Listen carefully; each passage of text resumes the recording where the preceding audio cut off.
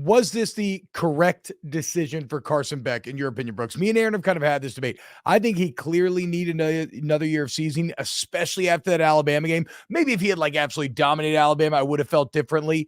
But it just makes all the sense. Keep making the money, be the big man on campus, try to get championship revenge, and then, maybe even work into a number one pick. Did Beck make the correct decision for himself in returning to Athens? Yeah, I think it's a correct decision for him based off what the NFL has kind of like led us to believe about these one-year starters, man.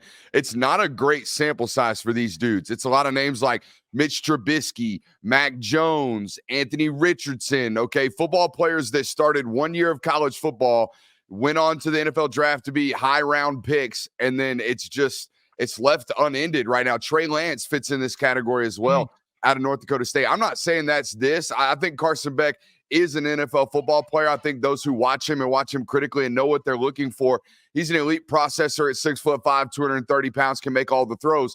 What else do you really want to know whether or not he's going to be able to play on Sundays? I think when NFL evaluators look at him, they think they know, right? We look at him, we're like, hey, he's checking a lot of boxes. But that 2-year sample size, that 25 is the number. That 25 career starts, those are invaluable for a guarantee. And a lot of that first-round draft picks, man, you want to have as many guarantees as you possibly can. So if you're talking about, hey, Carson, you need to solidify your first-round evaluations, I think there was a good chance that he was going to be a first-round draft pick this year. I think you could sit here and make an argument whether he's quarterback 3 or whether he's quarterback 4. I think that coin flip comes down to him and Jaden Daniels based off how you think their NFL projections are going to be. I think me and Murray align on that. But if you're going to take a gamble on that, you're talking about whether or not you're going to be, hey, maybe you're a late first-round draft pick. If not, you could fall all the way to the third round. Yeah. That's $20 million worth of a maybe. I'm not out here making $20 million worth of a maybe coin flip. So it's interesting. The two top quarterbacks in this year's draft, Drake May, Caleb Williams, who we all kind of made up our minds were going to be the two top picks in the draft last year after the season. Like it was like, okay, these are two. Next year, these guys can't come out. Next year, they're going to go 1-2. We'll figure out the order, but those are top two guys. Neither of them had the season that they had a year ago, but yet that did not change our mind that those are going to be the top two picks. And maybe Jaden, T-Bob and I talked about this last week. Like Jaden, maybe depending on the team, could say like, hey, we like his skill set, we like his legs, we like the development throwing the ball down the field. Maybe he jumps to 2, maybe he jumps to 1. But like most people, Drake, Caleb, 1-2 in whatever order. Yeah. Is the only thing holding Carson back from being a top 10 pick just the starts? Like, is the mind made up now for NFL scouts saying he is a first-round pick, he's a top 10 pick, we just need to see him just play one more? We don't really care if it's the same stats because, like, neither of those guys had the same stats. We just need him to play 12 more games. To me, it's like the question mark that throws a wrench into this whole, like, hey, sample size matters argument is Bo Nix. Bo Nix damn near won a Heisman in his 6th year of college football, and that draft stock ain't budged. Like people think that's a 3rd-round draft pick, if my memory serves me right. That guy's not getting 1st-round clout. That dude almost won a Heisman throwing for 74% completion percentage, had his best year of his career, seemed to solve all of the turnover issues that plagued him for years that really decreased his draft stock. He goes back and answers all those questions like tenfold, and his draft stock doesn't increase. So I think that's maybe Bo Nix struggles with physical things or physical limitations with the throws that he can make that Carson won't ultimately struggle with. I tend to lean on the side of the camp that Carson Beck is an NFL football player. I just got to have another season to know that for a fact. The Bo Nix thing always scared me, but it scared me despite the fact that he defied all the other things. And I think we all the whole football community sits in the same room on that one, where he went out there, answered all of our questions, and we still look at him like, I don't know if that's going to work on Sundays. Yeah, because it was a bunch of dink and dunks, though. It was a bunch of dink and dunks. I mean, yeah, but it's also, but to Brooks' point, like Bo Nix, yes, and this is in line with the dink and dunks. He has physical limitations. Carson Beck is a giant. He's got a rocket arm. He makes good decisions. So like y'all are saying, physically, already, he's a borderline first rounder. So then what happens if he comes back and he proves to be able to win, the big game over like an Alabama, right? Or even increases his numbers. Like, But does he then even you're need talking to about though, somebody. T-Bob? Does he Caleb No, didn't win big because games this what year. I'm Drake saying, didn't win big games. no. Physically, he's not going to drop. Like, his draft stock's not going to drop. What I'm saying is, in coming back, all he does is help himself. Like, Correct. now he has the potential to be the number 1 overall pick. I mean, on most lists, he will probably be QB1 or at least damn close to it going into next season. And he projects like exactly what the NFL's looking for. Brooks, I know you're an insider. Do we know or have any, and you don't have to 1000% confirm it, but do we have a ballpark for maybe what Carson got to return? Look, I know there's been some, I hate getting put in these situations because I have to basically defy others' reportings. This whole idea that Carson Beck, quote unquote, demanded $4 million is blasphemous to me. It doesn't make any sense. It would go outside of any norm. It would go outside of any type of negotiation tactics that Kirby Smart has ever allowed in his building. Like, I think we learned this with Raiola, and I know we're going to talk about him today. This idea that you're going to get counter offers from Georgia is not happening. Like, since NIL has come around, their price is their price. The discussion is the discussion. There is no counteroffer. There's no, hey, they offered us this. We think we might get this. This is what it now is. If that's what it is, the nine times out of 10, the response has always be, well, enjoy your new home because we don't bend on these things. So $4 million to me is absolutely crazy. It was outside any numbers I've ever heard. I think what the market tells us is that a starting Power 5 quarterback goes for $1 million to $1.5 million. That's what we know. That is what coaches will be willing to tell us. Also, on the recruiting end, that's basically what the market seems to have been since Nico said it, coming out of California and signing with Tennessee for $8 million, but an annual value of about $2 million a year, which, by the way, at that moment, that was like reset the market, blow this kid out of the water, make sure he comes here type of money.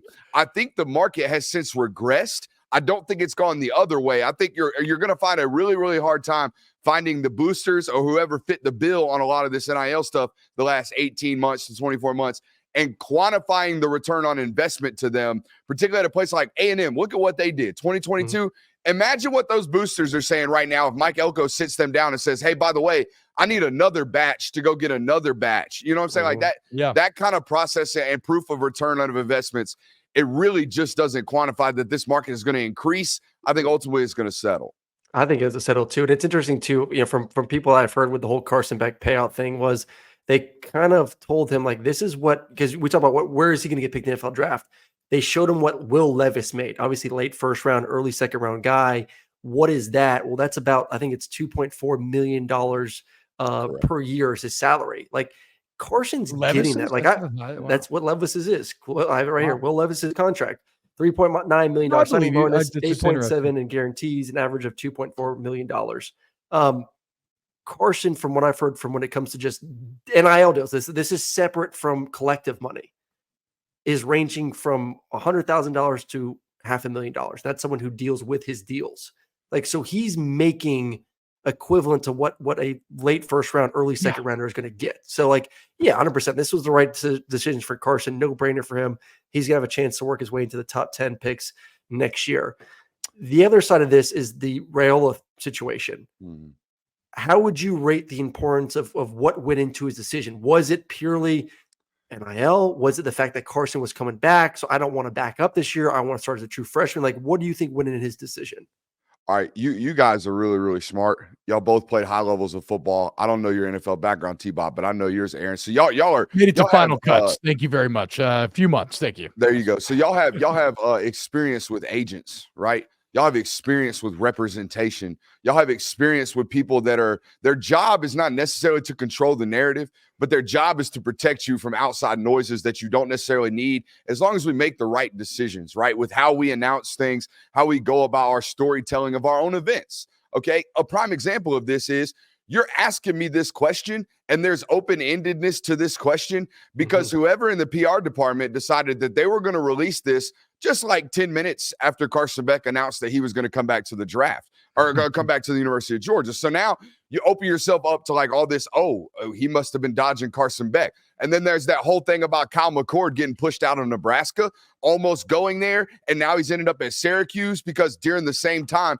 Nebraska seemed to have landed this kid. So, like, if I were his agent, okay, there's a lot of this stuff. And I know he has them, by the way. He has lots of them. He has lots of people telling him what to do and what not to do, or giving him advice on what to do and what not to do, as every five-star nowadays seemingly does.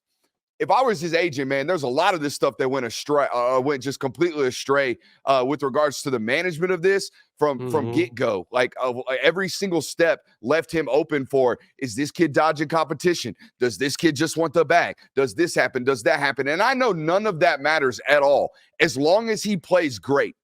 But look what we're listening. Listen to what we're doing. Yeah. We're making sure the kid has to play great to defy all of these things that are just narrative-based that, again, they should have had the foresight to control all of this bullshit, because it's bullshit is what it is. It's stuff off the field that we don't have to worry about normally, but now we do because of all the just timing. And then on top of that, the damn poem. Who in the world let T-Bob wrote that poem for him? out? T-Bob wrote that poem. Dude, he look. The deal. The Corn Hub. Go look at Raiola's social media. The dude is a warrior monk. Every social media post he has on Twitter is a picture of him playing football with a Bible verse over it. Like, he is obviously someone who draws a lot of inspiration, a lot of direction, a lot of purpose from the written word. He obviously didn't write this poem. Somebody wrote this poem, but he fucking loved it and he fell in love with it. And look, I think we've got some coexisting truths here, right? And how you want to interpret it's going to be in the bit of the eye of the beholder, because yes, without a doubt, I believe Nebraska offered him significantly more money than Georgia did. That's easy to understand. He means significantly more to Nebraska than he does Georgia. He means nothing to Georgia. He literally means everything to Nebraska. Like that is painfully clear. You're crazy, Aaron. He does not mean anything to Georgia. Like, the future quarterback of the University of Georgia, number one overall recruit, number one quarterback. Like, that you'll means go get another 5-star. They have a top 100 player. That's what I'm saying. Like Nebraska is not ever never gonna have too many quarterbacks. This is the first time they signed a 5-star quarterback since what? Like it's something like the 90s or some crazy shit. Like, it never happened. More to Nebraska, but it does not. You can't say it doesn't mean anything to Georgia. Okay, I can say this though. I can say this: the last two 5-stars that Kirby Smart has signed, Justin Fields and Brock Vandagriff, they accounted for 48 career attempts. Yeah. In the meanwhile, at the University of Georgia, in the meanwhile, he won 2 national titles with a backup. So that is where I get at. Yes, the money, obviously the money matters. The money matters in everything. But I actually don't have a problem taking Dylan Raiola at face value when this poem tells us that he fell in love with the idea of, yes, I could. It's the exact thing we said, the literal exact same verbiage, a cog in the machine, the fucking unstoppable steamroller that are the Georgia Bulldogs under Kirby Smart, or go try, and it may not result, probably it almost assuredly will not result in any sort of championship.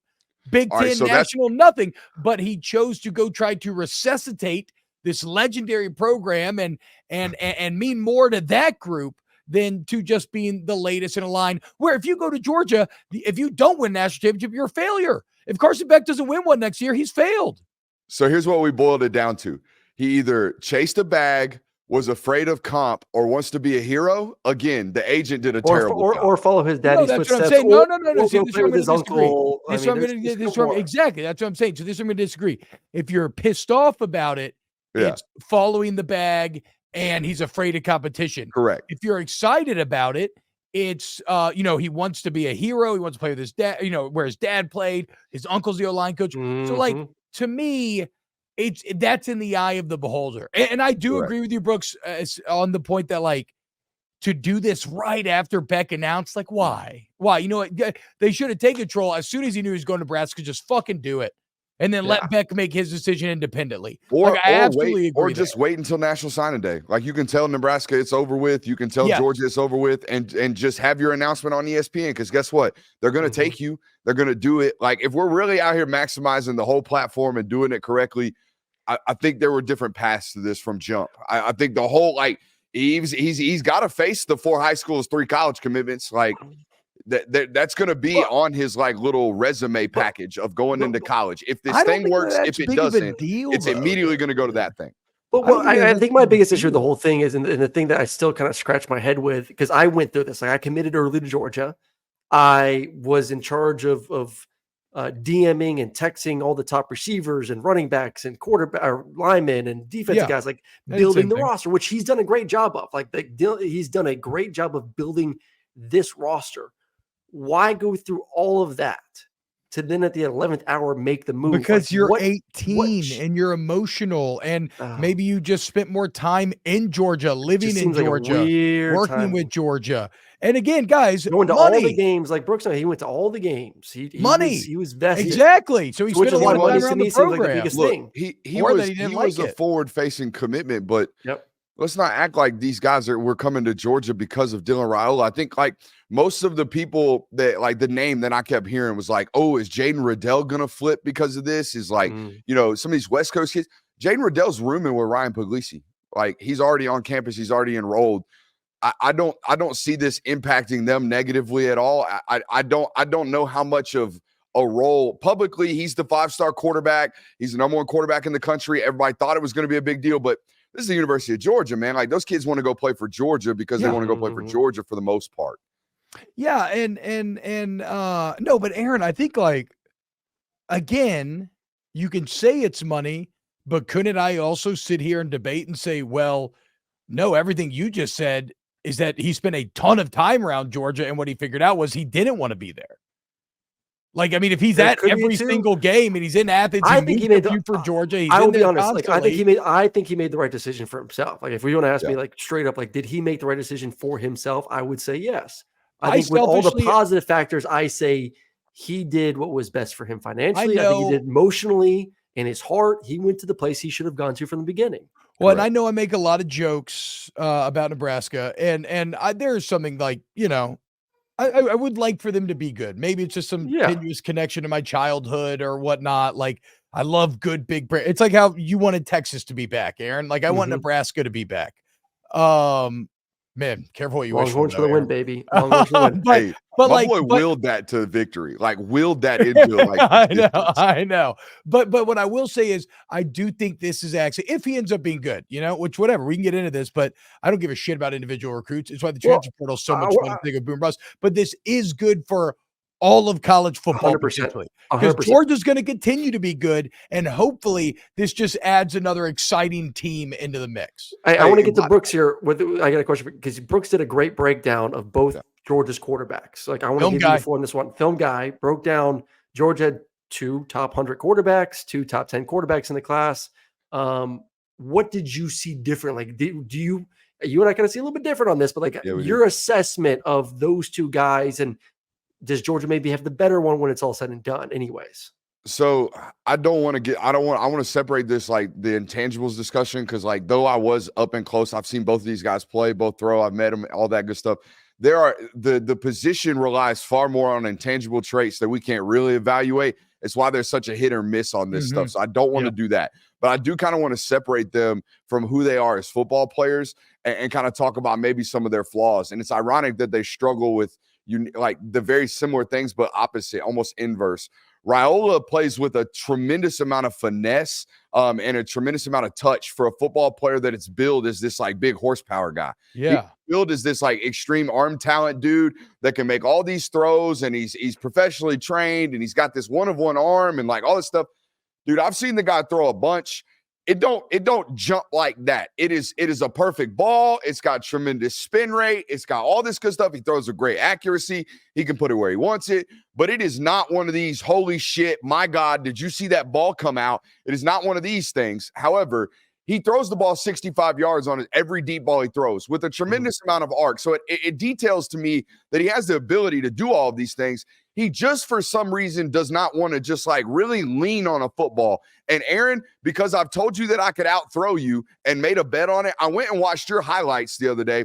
You knew how to stand on a football and absolutely like pull one down and get after it and like really fit a ball over here, boy. throw. I had a pea shooter. Wait, can Brooks out throw you? It's like, no. yeah, I can. God, no. I'm going to. It's going to be on film. You don't have to worry We'll about get it. it. We'll get it on film. I gotta see We'll this. get it on film. Don't It's worry. going to be a win-win scenario for yours truly. So I'm not even down worried in about Miami next week if you're there, baby. Let's go. Hey, On I'm South there. We're Beach. right there. I On travel South with the Beach. Rock, so don't even worry Come about on. it. I keep that thing on me. Come on.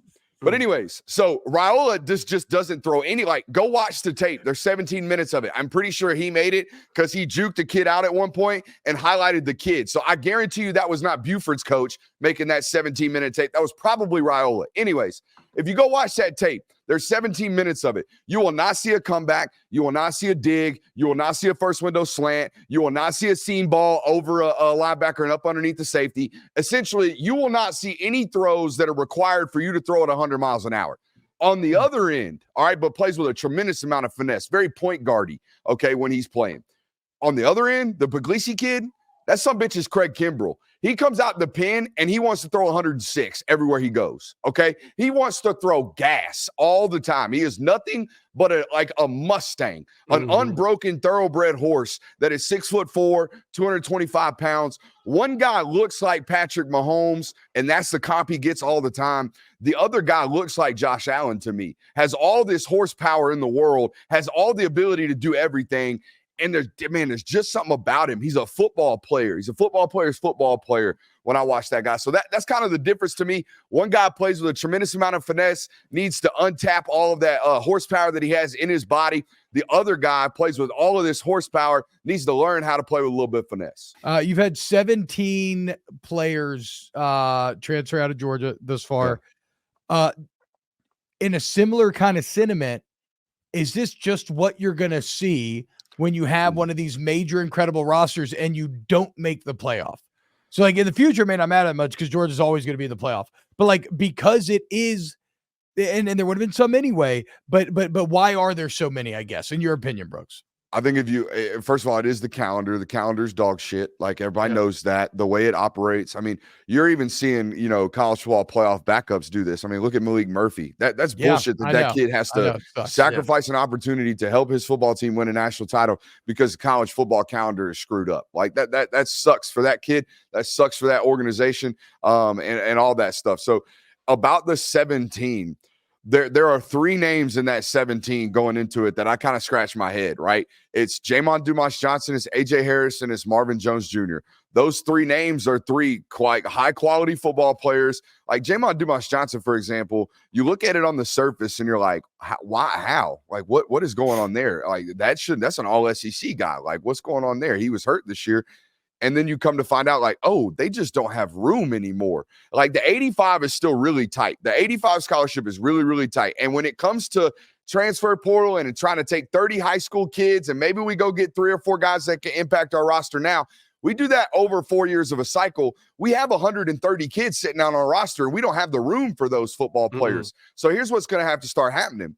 They're going to have to start approaching college scholarship rooms and position rooms very similarly to the way basketball rosters work in college sports and the way baseball rosters work in college sports, where not everybody's on 100% scholarship, Bubba. So if you're not drafted by the time you're a junior, if you're not out of here early, the last year you come back, it's probably on your dime because we don't have money for you. We don't have a room for you. And I think that's kind of what happened with Jamon Dumas-Johnson and athletes like that. Not saying we don't have room for you, more so saying, like, we're going to have to make room for you. And if we're going to do that, this is what's going to have to happen. Like, you got to do these things. And sometimes kids aren't necessarily, ready for that or wanting to do those things. And then the A.J. Harris stuff, man, you're seeing this all across the board. We saw this with Malachi Nelson at USC. I don't care if you're a 5-star. If you come in and the writing is on the wall, which it was at Georgia, there's like 7 guys that he's got to climb over before he even sniffs playing time. The writing's on the wall. You can go get money and be a starter at an SEC program elsewhere. Like, that's just the cold hard reality. I think that's what we're living in now in college football. What I think Georgia's fans have to realize that you have so many 4 and 5 stars on the roster just because you do 17. Like, it doesn't really do a dent when you bring in 22 more, 4 and 5 stars to the recruiting in the portal. Like, it's just, you're just trading players at this point.